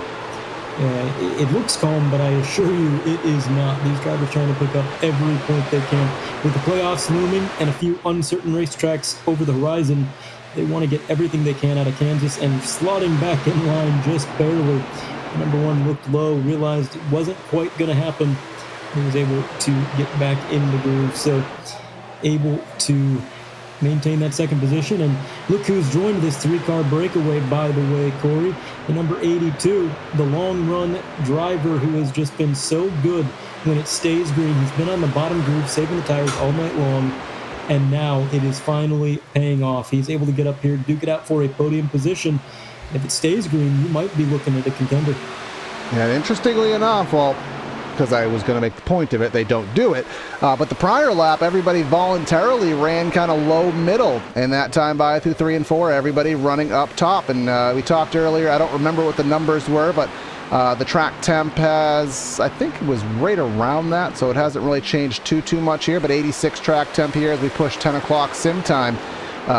More grip available. And with these night races, Andre, what happens is it gives the other lines more grip. So here at Kansas, where there is less grip on the bottom with the lack there of banking, when the track gets cooler, there's enough grip on that bottom to where it can be advantageous. And for someone like Mercurio, who's been running down there, that certainly goes to his advantage. Well, he not only has a little bit more grip with this being a night race, but he's also got the advantage of a little bit of clean air. These guys are all running the high lane, so there's nothing causing turbulence ahead of him, and that car is going to be handling really well on that bottom groove. That's where he wants to be. He's able to slot into third, take it away from the number 26. He's going to have to run the high line here as the 26 takes away that low groove. See if he can make anything of it, but nothing for certain. And if these drivers continue to slow themselves down and battle amongst themselves, well, there's another driver not far behind looking to join them. Kenny Brady as well as Peyton Howell. You've talked about Peyton quite a few times. And these two drivers have had really good, solid, steady runs tonight. And that consistency is paying off because they are reeling in the leaders a little bit, one corner at a time. This could very easily be a 6-car battle for the lead. Exactly that. Powerhouse Racing, which houses that number 26 and that number, or I guess number 9, 9/26, depending on the league. But that 26 and Peyton Howell under that same team there, so they're looking to have a great run there. But 609 Motorsports up front with the grasp on the race. Coast to Coast Motorsports with Brian Mercurio trying to get the 4th win of the season. And you obviously, you're in a spot here, Andre. You got your teammate, but you also don't want the other team and the guy who's dominated to win. So even though 609, they both want the win individually, I think their utmost goal is just to make sure that one of them can put that truck in victory circle. Yeah, the thing about team orders is they're a lot more reliable when they're not racing for the lead, because at that point, you say that, right? It would make sense for them just to kind of play nice and make sure that, they get a 1-2 no matter which order it's in. But both of these drivers want to be the one in that 1-2. So I don't think they're going to, not fight each other. I think they're going to basically race as if it was just every man for himself. But you never know. We'll see. As for second place, Brian Mercurio does get down to the bottom groove, and it looks like he's going to get a good, solid run through 1 and 2. And it's not quite going to be enough. It was a great corner, but still the number 1 fighting back, getting momentum up on that wall, scraping the outside wall a little bit, but it does not take away from his momentum. Then back to the bottom. This is where the 82 makes up all of his pace. And the 73 up high as well, putting his teammate in a little bit of dirty air there. If you're the leader, Corey, what do you do here? Who do you put in dirty air? What lane do you run? Or do you just run your lane and pay no mind to those drivers in your mirror? I'm going to say option 2, because at this point you know that outside lane is the defensive lane to run. And you know that if you have someone close enough to your rear bumper, which you do in the sense of Seth Noel, your teammate here, there's not a slider lane that Mercurio can run. If the 73 has the one close to him, he's going to have to pass 2 trucks to clear. So ultimately, if the 73 and the 1 can stay close enough together, it becomes even more exponentially difficult for the 82 to make a pass, because the only way he will is to be able to go 2 for 1, which has been done, but it's very difficult to do at this stage of a race on the tires. Yeah, it's difficult. It's tough, but again, high strength of field tonight, so if anybody's able to do it, it would be these drivers. Somebody in this field, a lot of talent in this area. Kenny Brady! Series. Into the fence hard. he got into the fence, but honestly, it didn't look like he lost that much speed. Didn't really cost him too much, luckily, unless it damaged the truck. But other than that, kind of got away with one there. The number 29, who did lead so many laps, really played the strategy card, and it almost worked out in his favor. Look at this. Look at this recovery, Andre. And Connor Horn, involved in 2 separate incidents tonight, had a lot of damage after the second incident. He's able to run P12, fighting for P11. That is, you're right, Corey, not a bad recovery at all. I would not have expected him to be up here fighting for a potential top 10. Yeah, especially that would put, if he can get in the top 10, that'll be 3 of those 609 trucks in the top 10 here. The other 609 truck, the 11 of Philip Groner, is out of today's efforts. But here we go with the 15 of Forrest down to the inside. That's going to take Mercurio's line away from him now, and now he can't go all the way down to the flat down the front, which certainly is going to go to the aid of Noel. And he'll get out of the way, but now sub 10 laps to go. Let's see what happens. I'm actually really interested to see. Mercurio is far enough away from the 73 that a slider line could be engaged entering corner number 3 if he chooses to do it. Will he? He's going to try it. Will it clear? Will it clear? Answer is no. I think. Yep, no. Well, yeah, it's not quite going to be enough, but he came close. He came really close. Now he's got to be on the defensive. Look at that 26. If he went any lower, he was going to put 2 tires in the grass trying to make a move. He's picking up pace here down to that white line. He's making it work. As they battle, it is again allowing Kenny Brady, Peyton Howell to close in. And another player as well, Jake Fisher in that 84, not far behind either, sitting in a catbird seat if anything were to occur ahead of him there. But I'll tell you what, it looks tough to pass. These guys are throwing some absolute haymakers forward. They are not leaving any opportunities on the table. They're taking what they got, and it's just not quite enough. The overtakes, when you don't have a big pack of cars to lend you the draft, it just seems like wherever you are, you might be stuck. Yeah, you go back to, I believe it was, Andre, you're the fact-check king of the world. You go back to, I think, 2008 with Carl Edwards doing the old Kansas slider on Jimmy Johnson, put himself intentionally into the fence. Didn't quite work, but sometimes those Kansas haymakers, Kansas slide jobs are what you have to do. But as I said, you have to have the space to clear the path. Something you talk about at Eldora on the dirt tracks. If you're in a pack of cars, you can't do the slider because you don't have a way to clear and to slide up. And then even if you do, you set yourself up for the crossover. We saw that many times earlier in the race. Soon as someone makes a pass, there's a crossover move. Here comes a 26. He's going to do a slider. He's going to do a dive bomb, the Kansas haymaker. But again, no room to clear because he's not going to go 2 for 1. His best hope is that he can maintain momentum and stay side by side with at least one of them.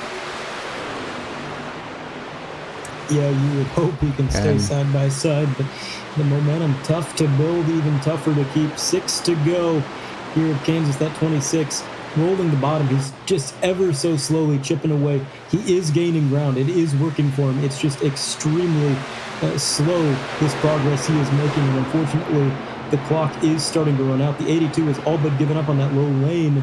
As the 26 is taking it away from him, he said, all right, I'm going to move up top. I'm going to stay there, and we're just going to see if we can make it work. The number 1 going to duck down low. More lap traffic and play going into the corner. He's going to get down to the bottom. It should not be a huge factor in this battle. And the 26, the 82 going to stay side by side. It'll be 3 wide momentarily, but it is a wide section of the track. No concern there for the lap traffic. I cannot believe the 26 has not been able to make something happen. He's got such good center speed, but they get to that straightaway, and it's all taken away. They get that momentum to carry all the way down the line. And that number 1, I think, playing a little bit of defense now. He's kind of keeping them side by side, weaving up and down. He's up high, he's down low, making sure that these guys continue to battle, that nobody gets clear. And that way, he can hold on a second and maybe challenge for the lead by himself. Yeah, right now it's kind of hard to tell. Looks like Noel may have just run out of steam, or maybe he's planning a last-second charge. But Jake Nichols has about a 2-truck length lead. Different lines at play here through 3 and 4. And again, Jake Nichols getting his 1 win of the season at Watkins Glen, and looking to break into the victory column here on the oval. Seth Noel Currently running third in points, has 3 top 5, 7 top 10s, but wants that win, and he's making some headway there on the inside lane. He can run that lane by himself because he can use all of the real estate on the exit of the corner. Maybe, just maybe, he's saved a little bit of something left. And look at the 73. Maybe he saw that inside lane was work. It says, I don't care if you're my teammate, I'm taking it away as we come to 2 laps to go. 2 laps to go. If they're going to make anything happen for this lead, they got to start winding it up right now. They got to start planning it and building that momentum. This has not been a track where you can make a pass on a single corner. So as long as Jake Nichols continues to hit his marks, he should be all right. But nothing a guarantee. These guys have been green for a while now, longer than they've been pretty much all night long. So they're in a bit of uncharted territory as far as this tire wear, as far as handling for these cars. That number 1 is going to dive it way down low, and that gained him about 2 truck lengths, and it put him right back in striking distance. White flag is out. Final lap of the race here at Kansas. Teammates battling for the win. That number 1 had a ton of speed through the corner. He's going to stay high right behind the teammate, and he's going to have one more chance down through 3 and 4 to make anything happen. Yeah, coming down the back straightaway here at Kansas. Will the 73 win the bottom? Will he protect the slider line? He'll do that. The 1 will have to go to the top. Hope he can build some momentum and get a crossover move off of 4. That will not come into fruition. Jake Nichols is going to get win number 2 on the season. 1 at the Glen, now wins at Kansas. Nichols gets the win for 609 here in the Area Truck Series. Noel second, Mercurio in third, Evans and Brady rounding out our top 5. Well, I'll tell you what, everybody on that podium and everybody in the top 5 definitely deserves it. It was a hard-fought battle. These guys, they didn't ride. I don't think there was a single lap of this race where they just decided, you know what, I'm going to just make my laps. I'm not going to get too crazy with it. These guys fought for 120 laps, and it was the 73 who led the most of them and came out on top. It was a flawless race for the driver of that purple Chevrolet.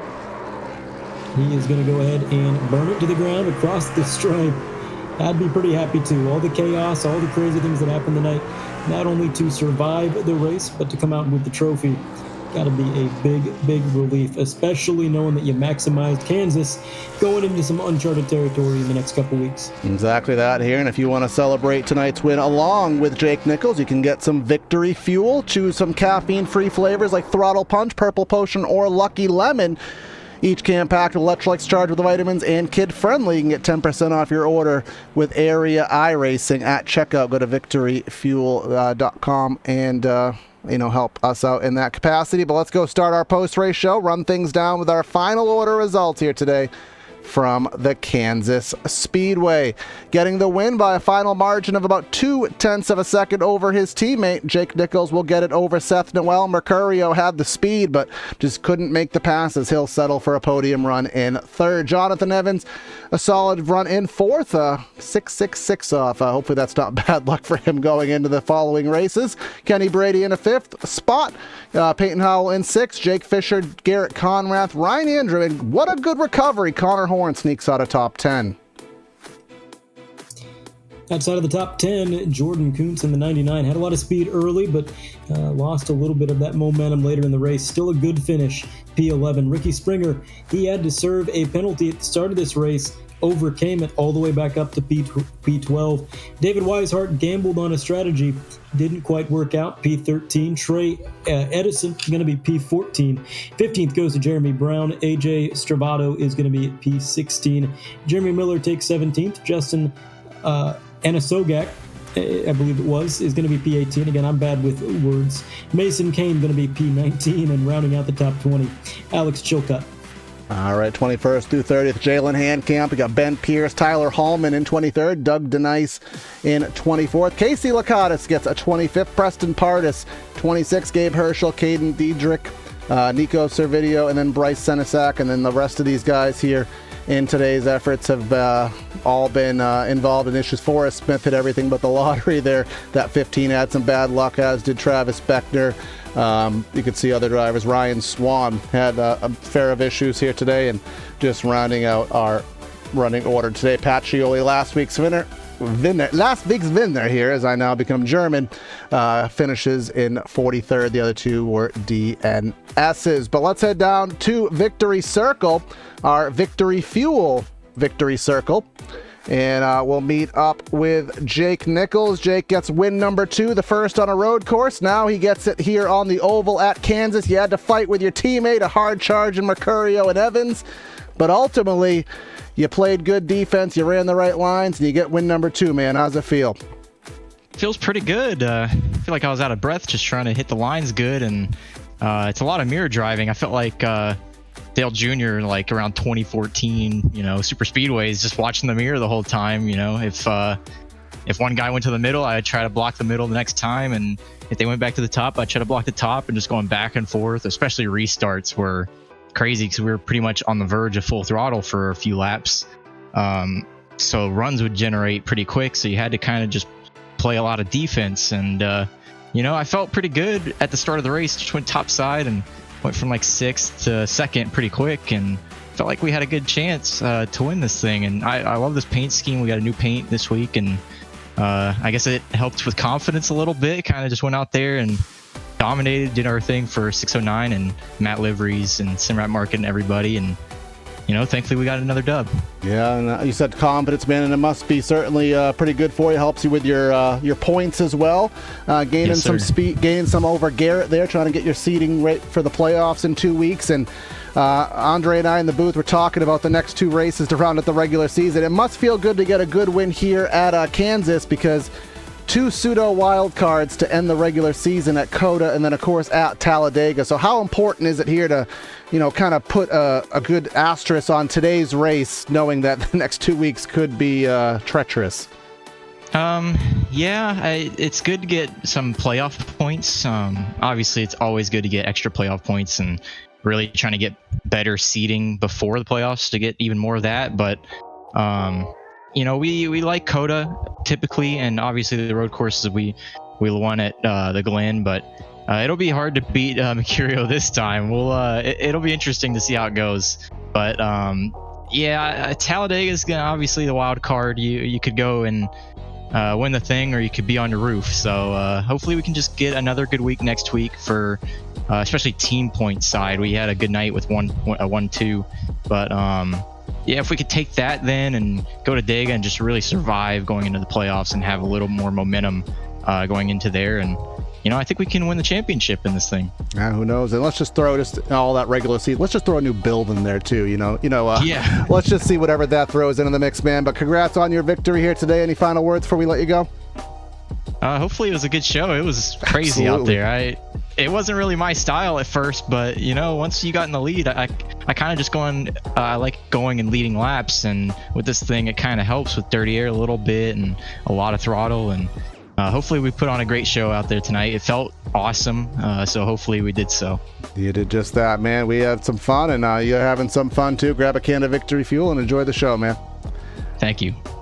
And now Andre will catch up with the teammate who fell just a little bit short here today, Mr. Seth Noel. Mr. Noel, you got a copy? I got you. Well, Seth, good news is it was a 1-2 for your team. The moderately disappointing news is that you weren't the number 1 in that situation, but it was close. You made one heck of a swing at it.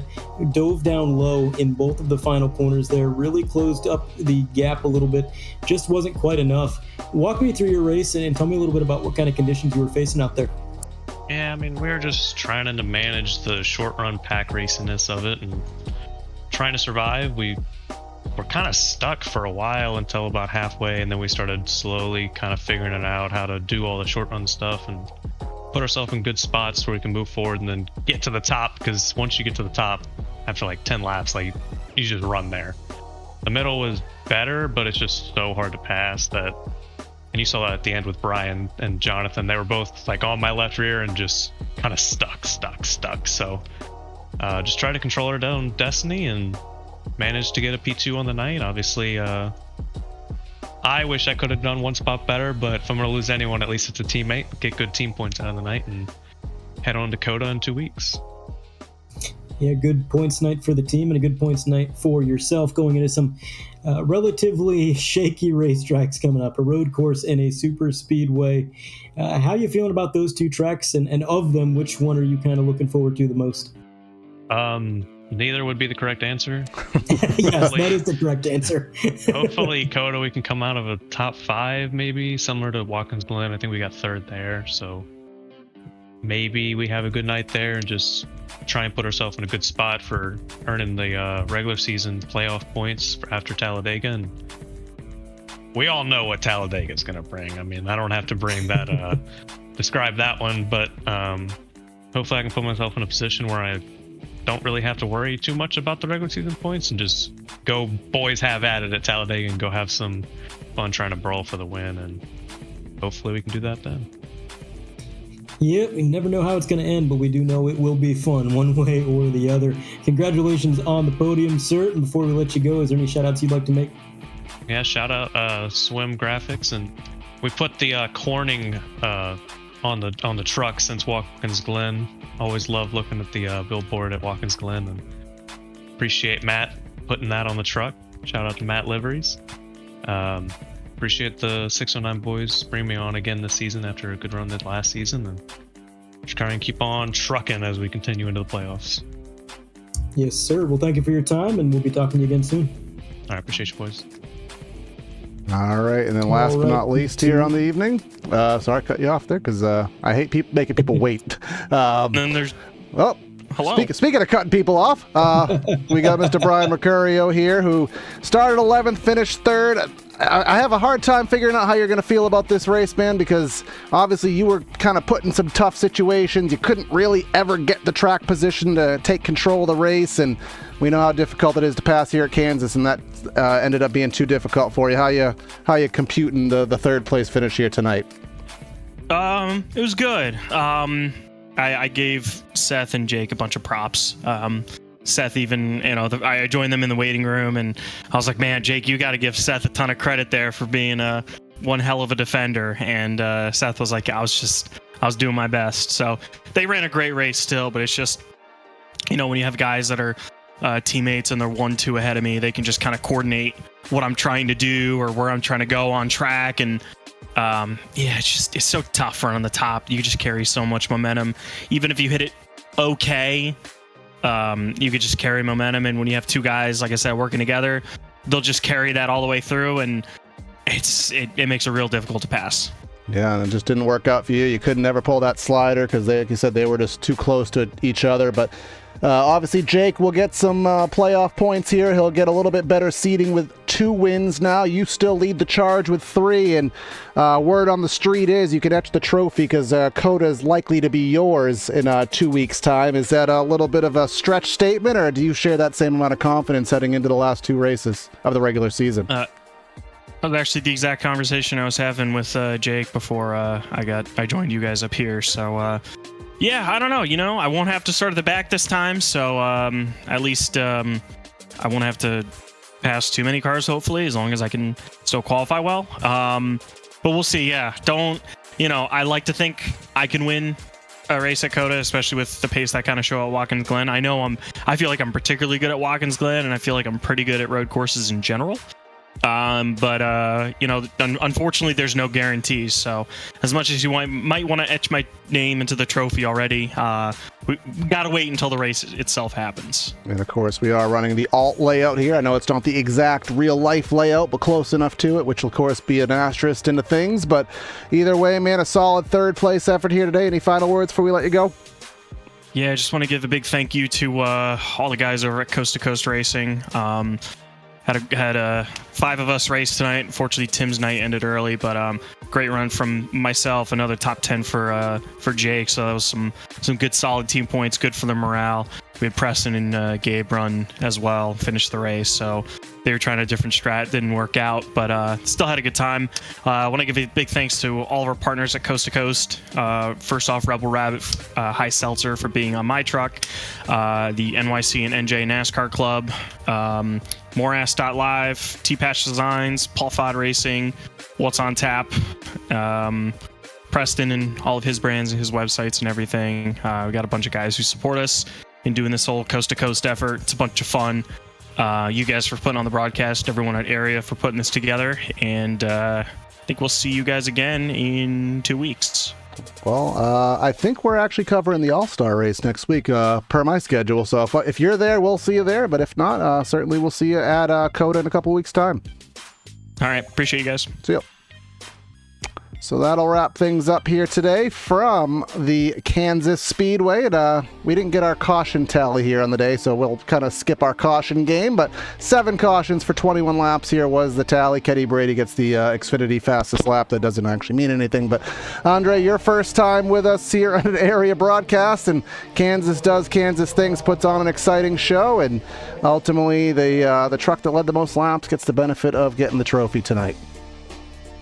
Yeah, I got to tell you, for my first race with Area, I was impressed. Kansas is a track that breeds a lot of wrecks, a lot of chaos, but really 7 cautions was right about kind of where I was hoping it would be on the lesser side. So it was a great race. These guys showed a lot of respect for each other, and they fought hard. So I had fun. I think they had fun. And that is what matters. So looking forward to seeing some more racing in the future. And obviously, I won't be in the booth for the All-Star race, but I'll be tuning in with everybody else, seeing what these guys have to offer. Exactly that. So make sure you like, share, comment, subscribe. If you're on PTR TV on the YouTube side or the Twitch side, make sure you hit that subscribe button. Help us get to 1,700.